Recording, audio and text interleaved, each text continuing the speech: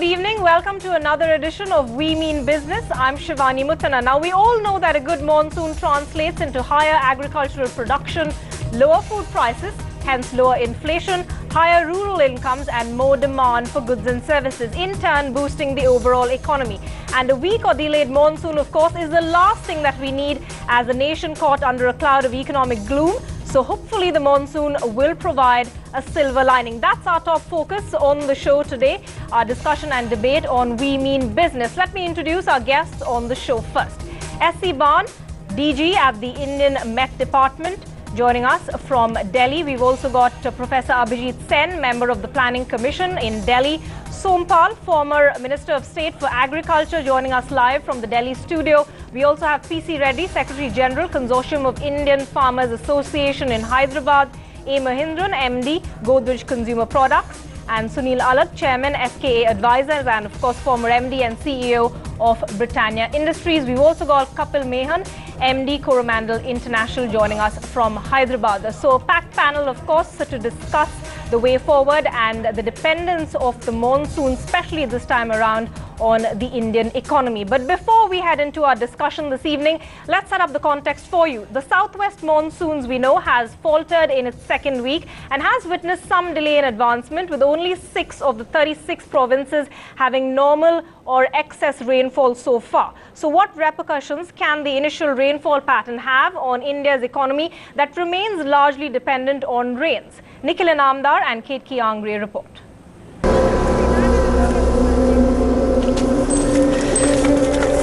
The rain gods have finally graced Maharashtra's rural Vidarbha district after a 10-day delay.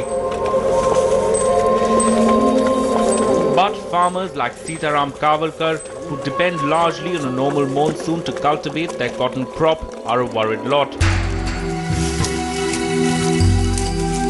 With irrigation facilities in the area virtually absent, a delay spells trouble. Late होने के बाद में जो हमारा फसल है सूख जाता, सूख जाने के बाद में बहुत नुकसान पहुंचता। सिंचाई की व्यवस्था नहीं थी पानी की, उससे वजह पीक भी कम होगा, निसर्ग ने साथ दिया नहीं, पानी बखतर नहीं आया। उसके बाद तो कर्जा रहेगा, अभी कर्जे नहीं किसी नहीं। Kavalkar's plight is reflective of India's unhealthy dependence on the rains that leaves its largely agrarian economy vulnerable to the vagaries of the monsoons. Half of India's farm output comes from the Kharif crop planted during the June to September season, and any delay in rains hits agricultural output, leading to a spike in food prices, which has a cascading impact on rural incomes and consumption, as over 60% of our labour force still lives off agriculture, despite our share of income from farming reducing from over 50% to 15% since the 1950s. Obviously, when output growth is not normal, then the growth rate in farm income also turned out to be lower than what is the normal kind of thing one expects. So that to some extent put adverse impact on demand for industrial product, demand for non-agriculture product by those families who are dependent on agriculture. The government is also banking on the rains for higher farm output, which it hopes will rein in food prices. Up to now, the harvest projection which we are having forecast, that if the monsoon is good, then these type of problems will be sorted out. It is tough times clearly for the government and for the country, and the hope is that the rain gods will wash away our troubles, even if with a slight delay.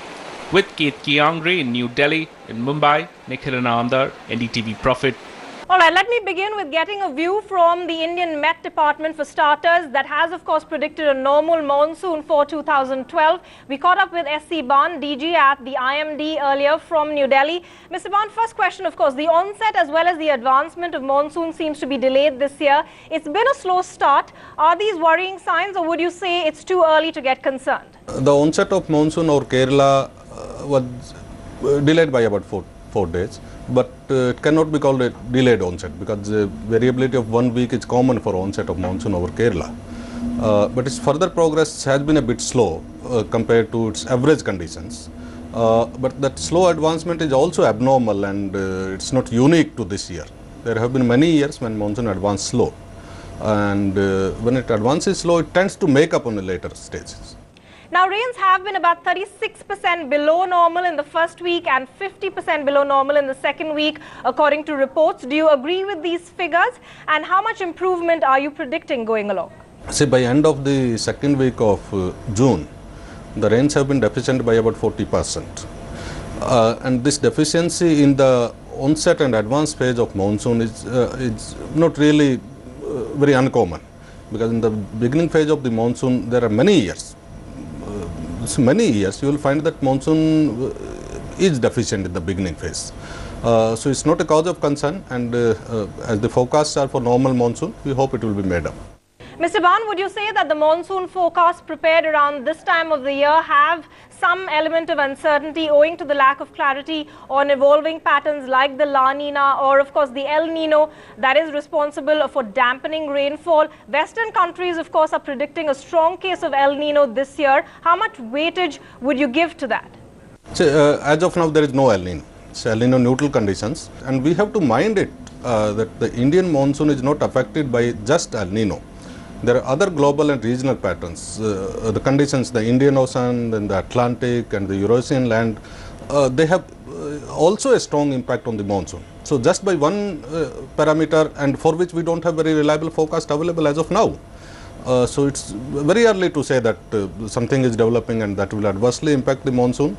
Right, now in the past there have been instances of large deviations between projected and actual rainfall. For example, the IMD of course forecast normal rainfall in a drought year of 2009, and the actual rainfall that we actually witnessed was below normal by about 77%. So how certain are you of normal rainfall this monsoon? So that year of 2009 was, if you see the history of the new model we have adopted from 2007. And we tested this model in hindcast mode or the previous year's data, and from 1951 onwards till date, that was the only year when the monsoon forecasts were not up to the mark. And so the system and the new forecast models are working very good, and one odd year going off is not very unusual, and the error of the models are just 4%. So you can expect the monsoon rains within 4% of the predicted ones. Well, normally the monsoon should have moved across to the eastern coast of India by this time. How soon or late are you expecting this to happen? So by this time monsoon enters some parts of the eastern coast also, and we expect by next 3 to 4 days conditions would become favorable for the advance of monsoon over the many parts of the peninsula and also over the eastern parts of the country.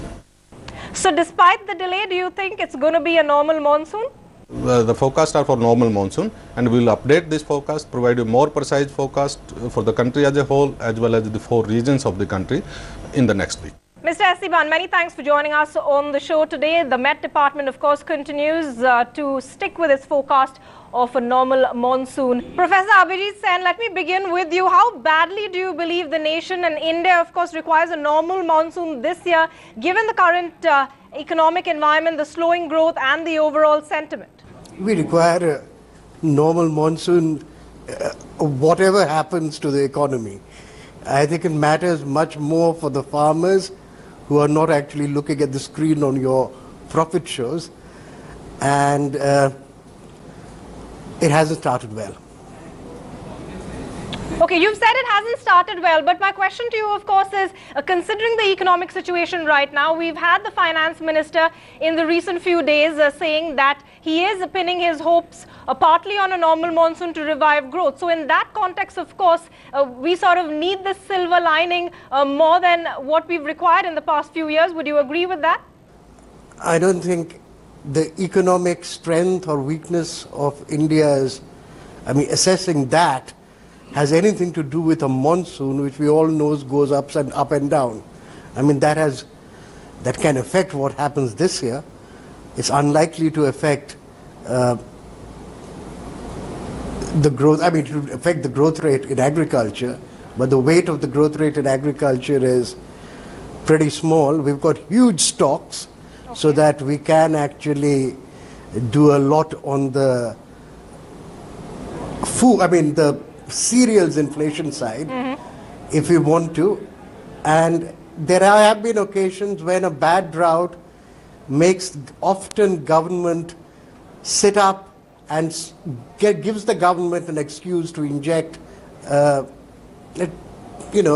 money into the economy. I mean, it might just be one of those. I'm not saying it's going to be a drought. It's too early days to say. Okay. But I think the relationship between the present financial worries and the world situation and the monsoon is very tenuous. All right, point taken. You've of course said that the dependence on monsoon has also gone down over the past few decades and years, but it remains at about 17% of GDP right now. Do you believe the government will also be at a situation to revise agricultural production and the agricultural ratio to GDP at some point, up or down, given the monsoons for this year? Let's wait and see. I mean, we are about 2 weeks into June. The monsoon is roughly where it should have been in the first week, so it's delayed for about a week or so. There are indications from IMD that things will pick up in the next 3 or 4 days. The last time we saw a bad June was 2009. That was the worst monsoon in 40 years. We did rather well given that. We got a positive rate of growth in agriculture even in that year. It was down sharply from the 4% that had been growing before to just about 1%. Okay. But it wasn't negative. The other problem, of course, Professor Sen, is the lingering problem of inflation. What happens to inflation if monsoon is not normal as predicted by the IMD? Of course, that's the worst case scenario. But are you factoring in an upside risk on that front as well?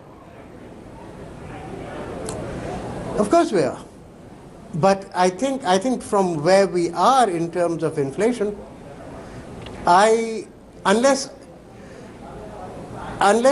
something goes wrong much later in the year, I mean that's September, October and things, I don't see much worries, certainly on the cereal side.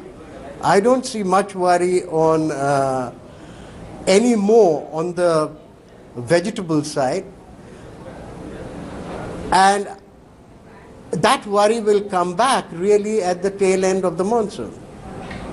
Okay. I don't think the inflation is going to rise to.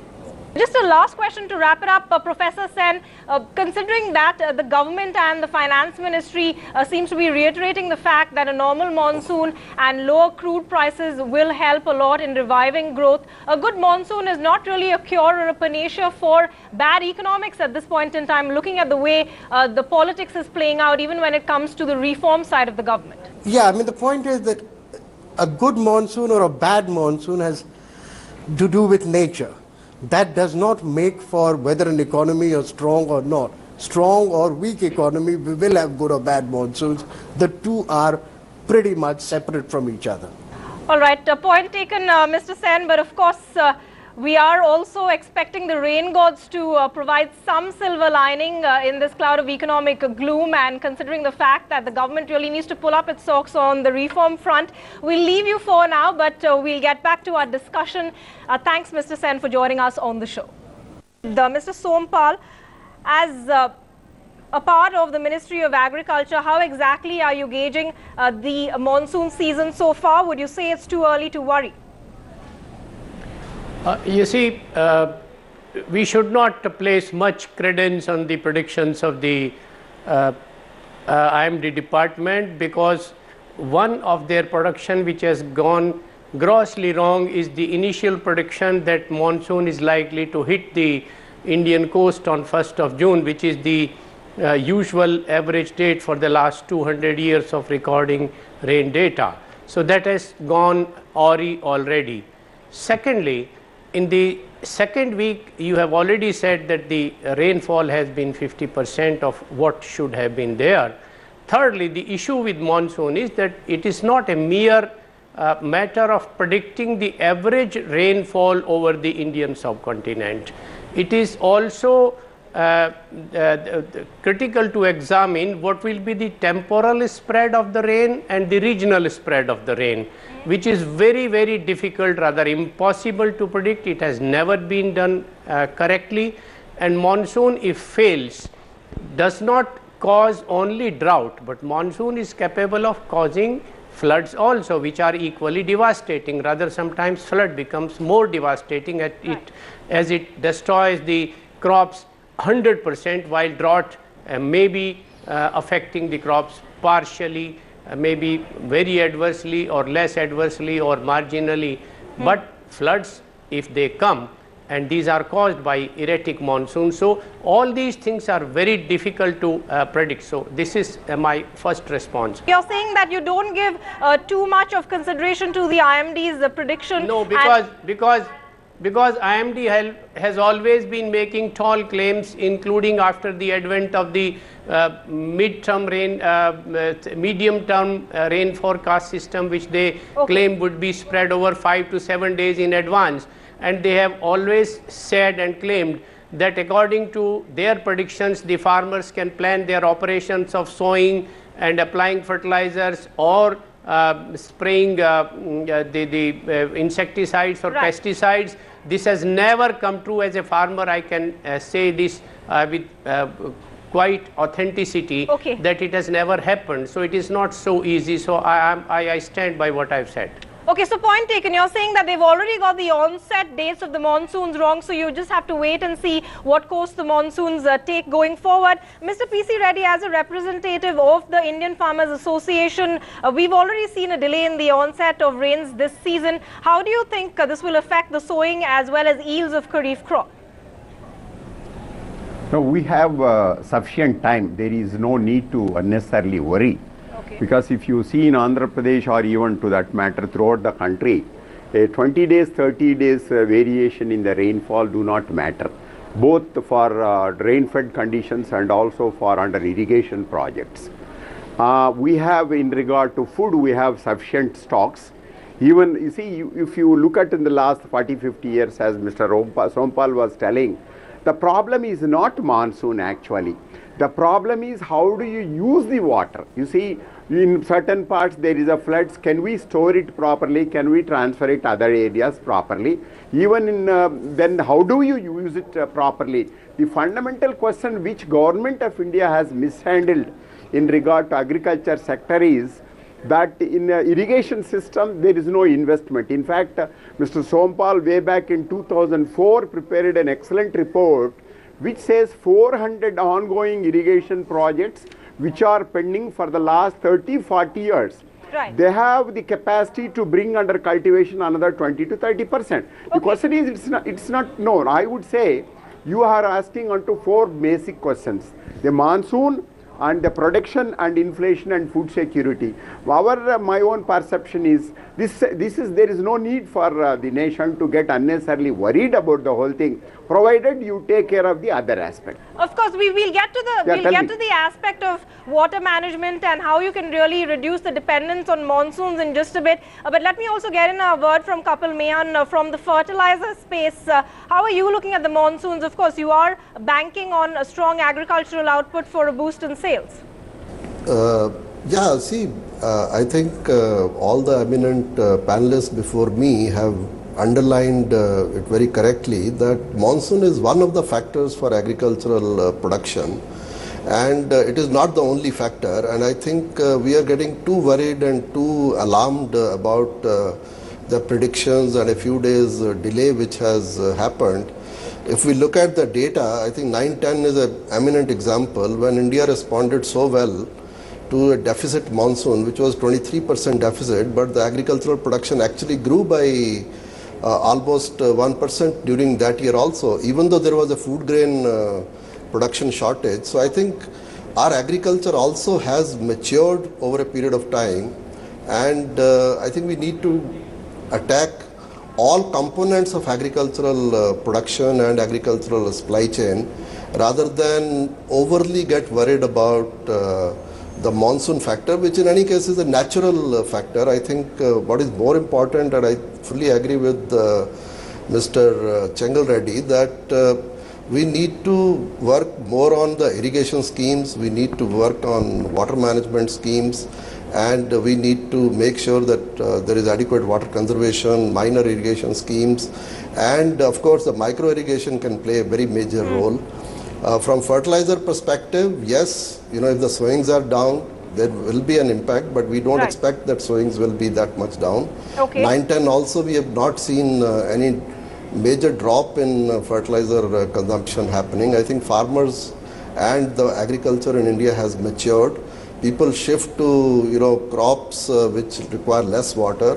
Farmers resort to applying water soluble fertilizers. Farmers resort to doing foliar applications. So I think they are able to take care of their crops much better. Okay, but I want to really shift the focus of the discussion a little bit because we are of course also talking about the reliance of the monsoons this time around on the economy, considering the fact the finance minister seems to be pinning his hopes on the monsoons so much for a revival. And Mr. Mahendran, your thoughts on that, because reforms seem to be stuck in a limbo. Isn't it surprising that the finance minister seems to be reiterating that they're banking on a normal monsoon and leaving it to the fate of the rain gods?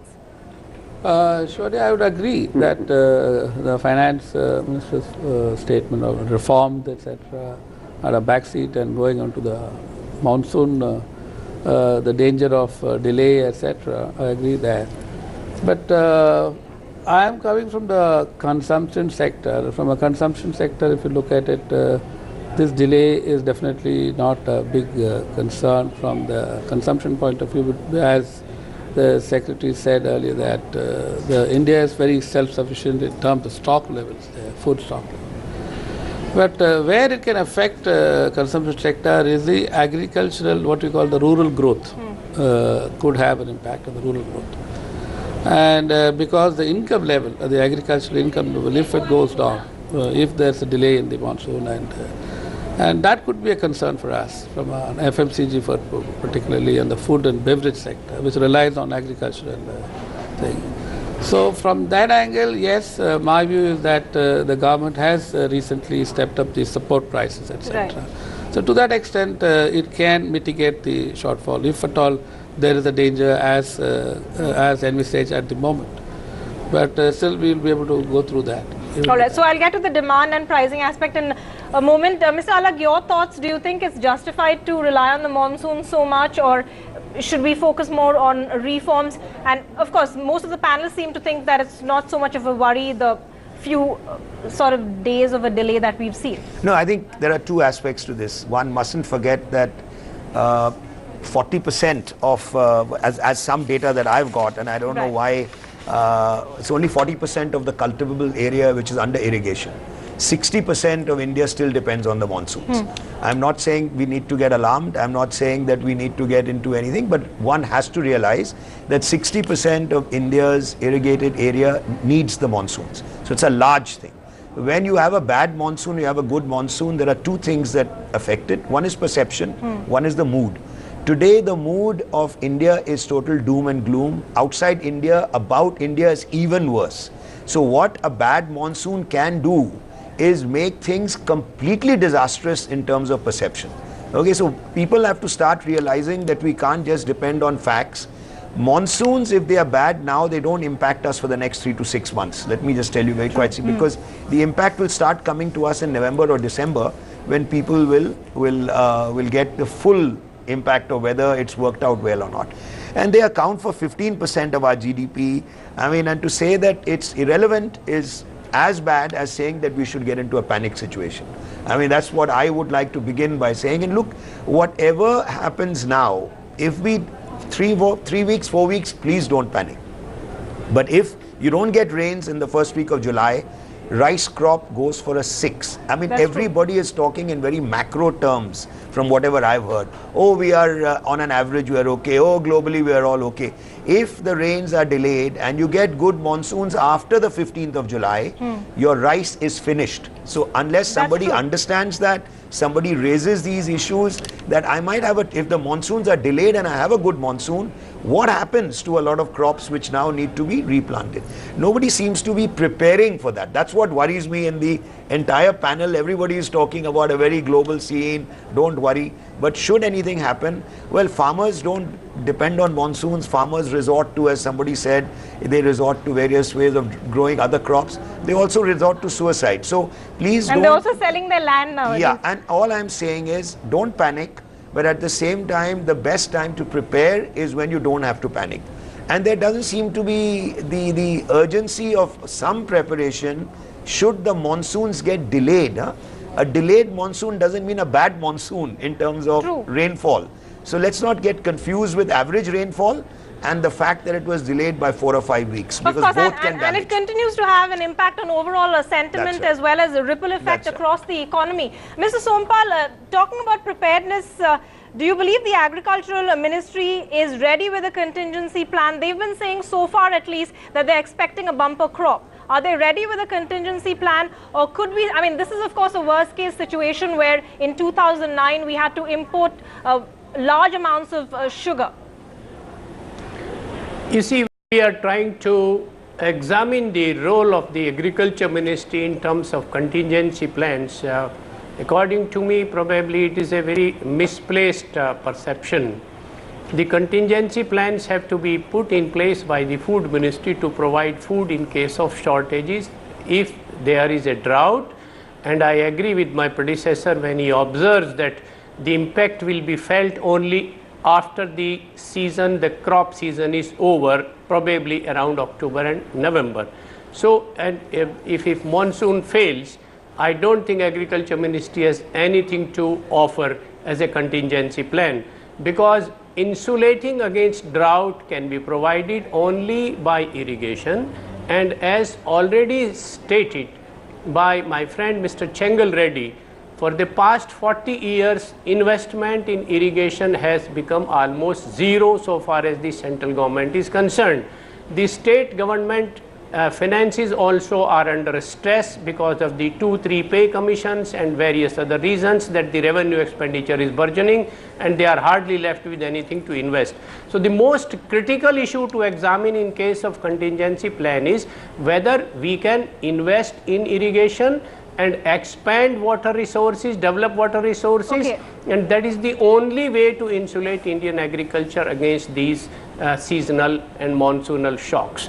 This is not being done. So this has to be the import of the debate, according to me, if you please accept. Okay, so you're talking about contingency plans at another level as well, not just stock ready to sort of put out in the system. Mr. Reddy, just to get a sense of what the situation is out there, how much percentage of farmers right now are handicapped to really depend on the monsoons, and how many can actually rely on irrigation and pumps? And also another question, has sowing of rice already begun? No. You see, in Andhra, it is just started about 3-4 days back. It started from south. So it's south. already delayed? You see, yes, it's already delayed by about 15 days. And it is, of course, you see, look at in Andhra, as far as rice is concerned, the projects of under Krishna Godavari for the past 30-40 years, the season has advanced. See, we used to plant in the first week or second week of June, that is the rice beds, but then in July we used to replant, but it has gone by another 30-40 days advance. Like Professor Alak said, look, I think basically this, I think you should understand that this July 15th cannot be a D-Day. No, my personal feeling is look at the rice varieties that have come into the markets today. You have the long duration, short duration, hybrids.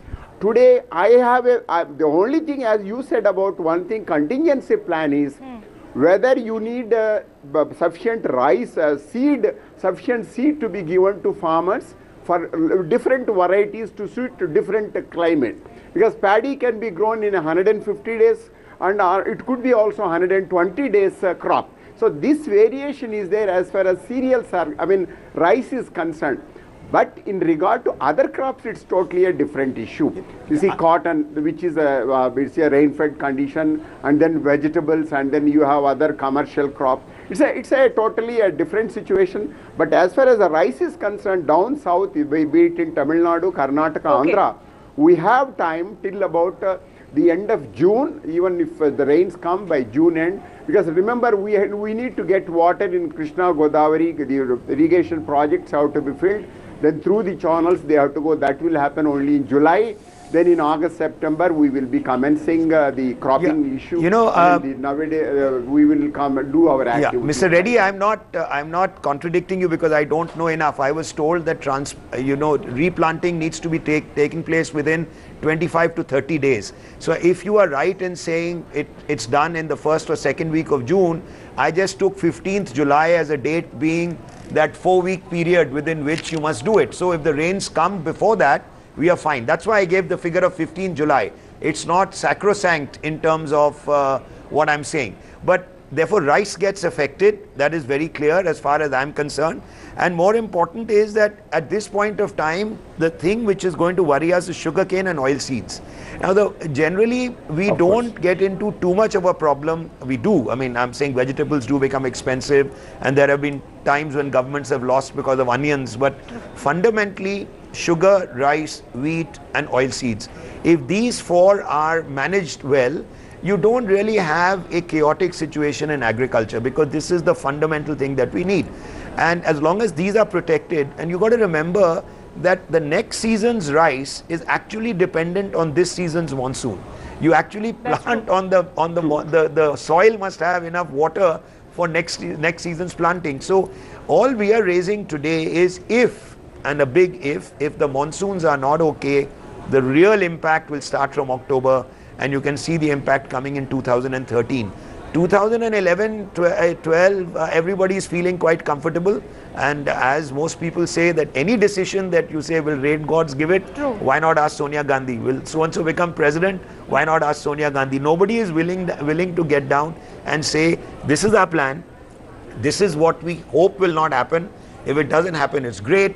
But and as you pointed out, the best time to actually come out with a contingency plan is when things are normal, not really wait till the last minute to pull your socks up and wait for reforms, because those will never sort of snowball into the impact that it really needs to have. Please, no, you are confused. No, madam, you are confusing things. See, as far as supply of seed is concerned and fertilizer supply, arrangement of all these things is the responsibility of state governments, not Government of India. Don't get confused here. See, Government of India never took responsibility for farmer suicides or the plight of farmers or migration of farmers or collapse of rural economy. Sonia Gandhi or Manmohan Singh, the same gentleman, Mr. Pranab Mukherjee, which expresses so much hope, is actually it is these people in Delhi who has let down the farmers. It is not rain god. Rain god has always been merciful. It is these rulers in Delhi, especially Denjanpat and others, who just don't understand the fundamentals of agriculture. See, here unfortunately what happens, the agriculture planning, supply of seed, fertilizer and all these things, release of water and utilization, it's all a state subject. Therefore, asking Government of India to take responsibility, they will never take it. We have experienced, Professor Alag Sompal and all of us, we have seen for last 25-30 years, Government of India is not taking responsibility for the plight of farm sector. That's the hard reality. So therefore, I would say yes, as far as state governments are concerned, whether they will take, it all depends. You see, I mean, I don't know, I mean, which state, how efficient their agriculture department is. If they can provide seeds, sufficient seeds, depending on the necessity, that will be really useful. Mr. Reddy, but Mr. Reddy, we of course had an increase in the MSP or the minimum support price, so that should of course come in as a positive, but we'll just get to that in a minute from now. We'll slip into a break and come back with that and what more the government can do in terms of reducing dependence on the monsoons and what it essentially will mean for the economy this time around. Stay with us.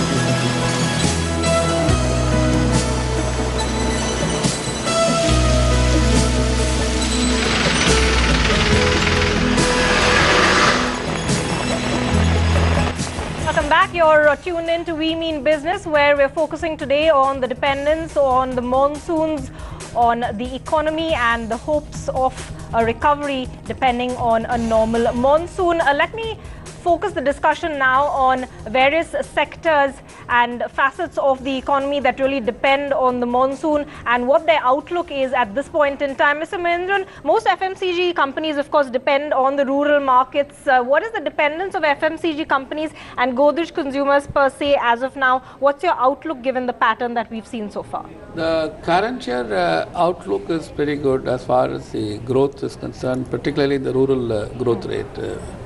But this particular information of the delay in monsoon is a concern from our point of view, because a staggering delay in terms of the monsoon has a perception in the rural economy as well as the agriculturalists. And their income level, the income pattern is very important for us from our growth plan. And most of our delta growth from all the FMCG players. How much percentage is that? The delta growth contribution today is as high as 33% of the total delta growth comes from the rural India for us. So if that is the case, it is a concern. Apart from this, the last thing as an FMCG player we would expect, apart from the rupee volatility and what's happening in the last 3 months in terms of the rupee, where it is going.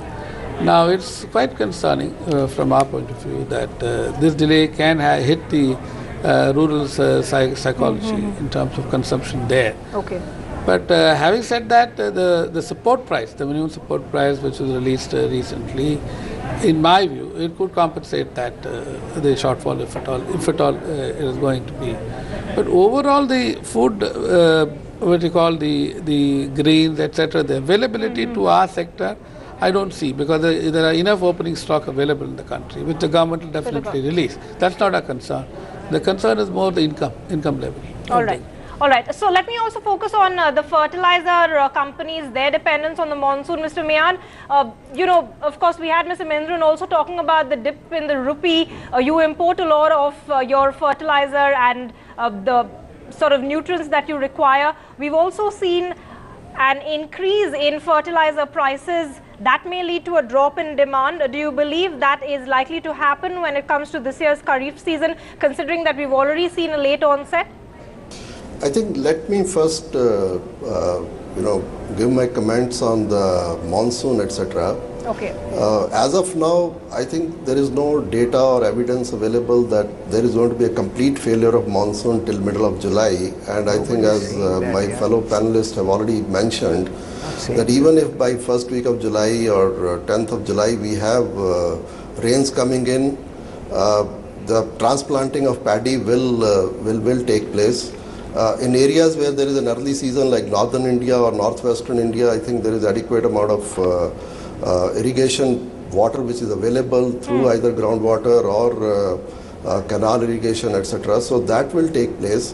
So we don't, if there is a complete failure, yes, the areas which are dependent totally on rain, there will be an impact on the swings. But as of now, there is no reason or indication to believe that there will be that kind of a scenario which will emerge.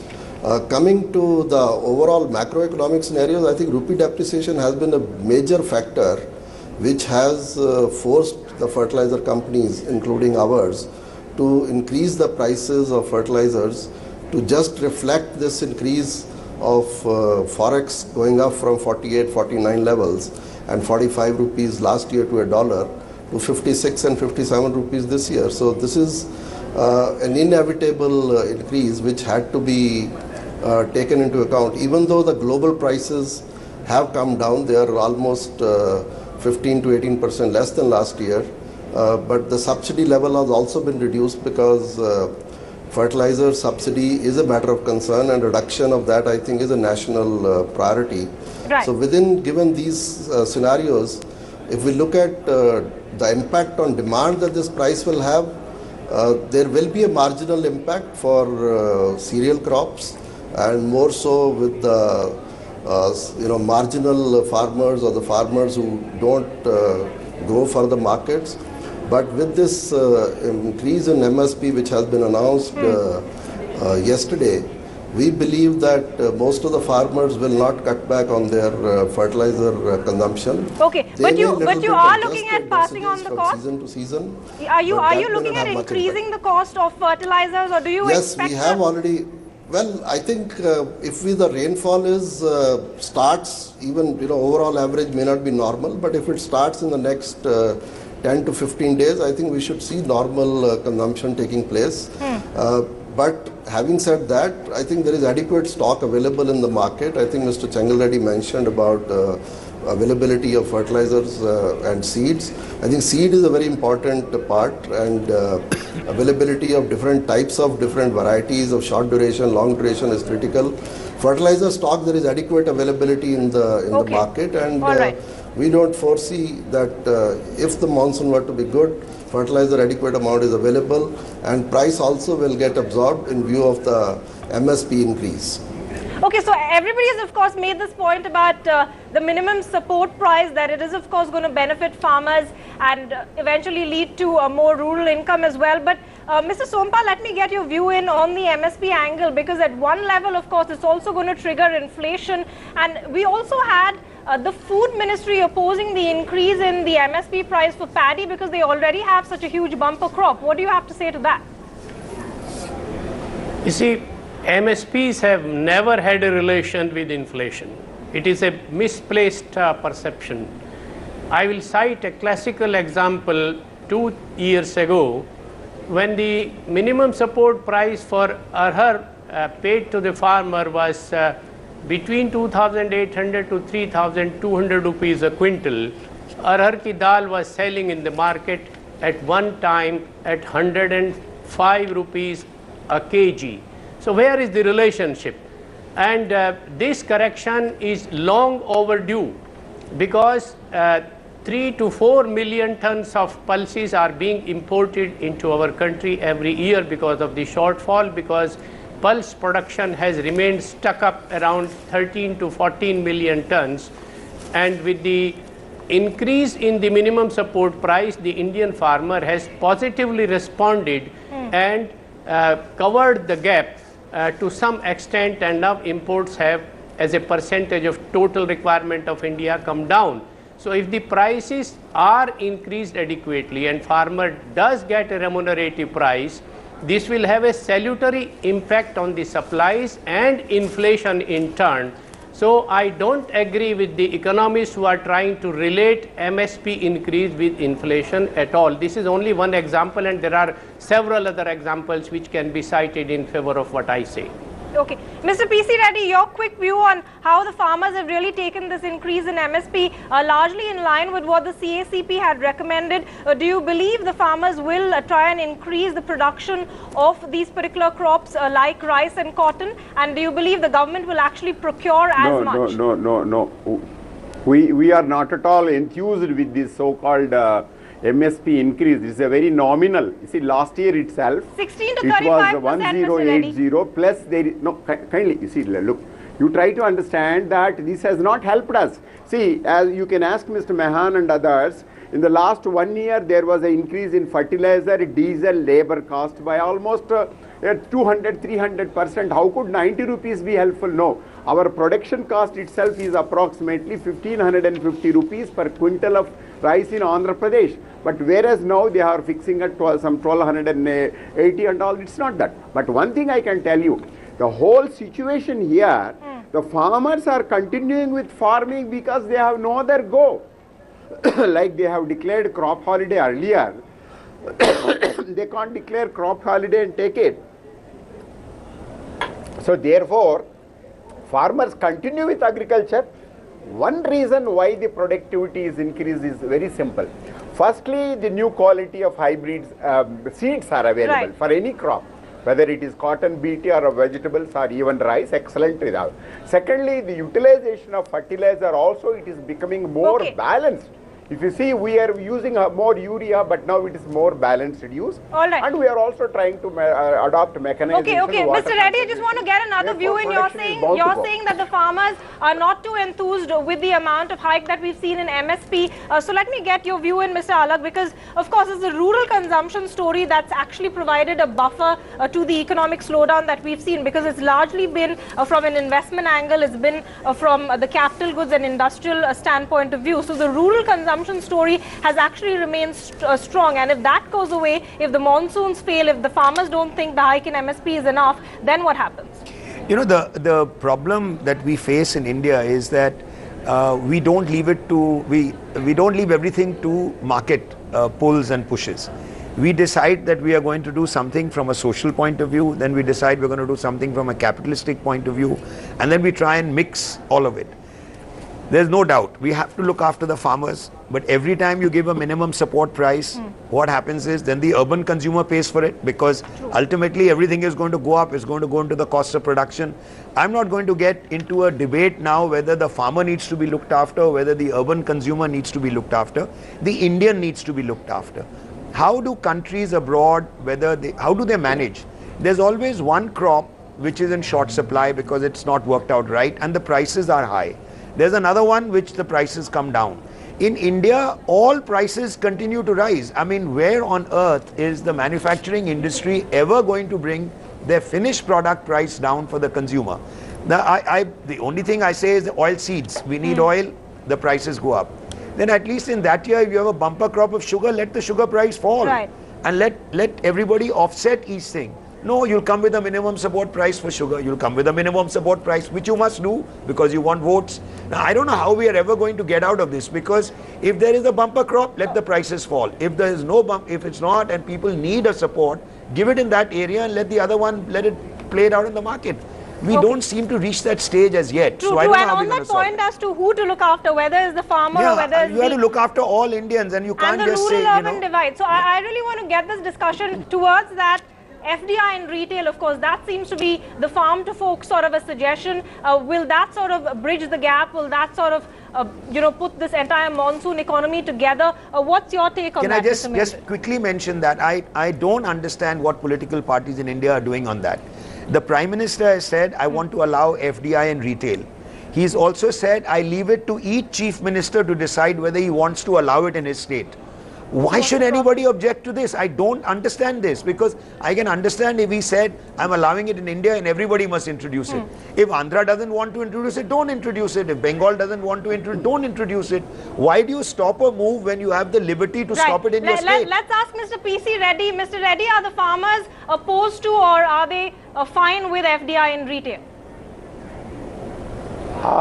We totally support FDI not only in retail but even in irrigation projects. That's true. Even in agriculture research, including biotechnology, even in nuclear energy. We farmers, you see, if you see in the last 60 years of independence, we have always raised up to occasion of adopting technologies, improving productivity, supporting the nation. But what has let down us is this government. So look at Dr. Manmohan Singh. In 20 years' time, both UPA and NDA have not allowed any reforms in the agriculture sector. They always allowed the restrictions on agriculture movement, storage, export. Right. Now even on FDI, as Mr. Professor Alag said, Dr. Manmohan Singh simply can issue an order saying all these things are only nominal approval by Government of India. Even in terms of not only FDI, even in biotechnology, let each state its own take decision. Tomorrow Nagaland and Manipur oppose us. Is Dr. Manmohan Singh going to stop this entire exercise? We're completely running out of time. We're completely running out of time, Mr. Mahendran, if you can comment on that. It's totally Government of India's failure to take decisions.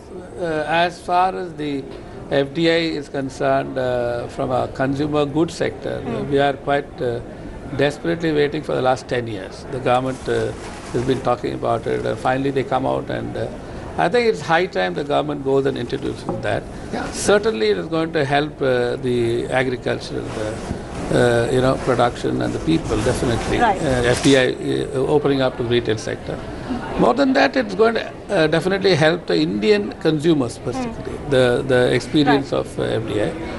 And in every way, FDI is going to, opening up the retail sector is going to help a lot. And we are waiting for that for a long time. All right, gentlemen, completely out of time, but this debate, of course, is something that's not going to end. Whether we should leave it up to the rain gods or reforms, it's going to be a mix of both. And right now, of course, seems to be the case of reforms needing to lead the way, considering that the monsoons also seem to have been delayed by a few days. Thank you very much for joining us on the show. Thanks for watching.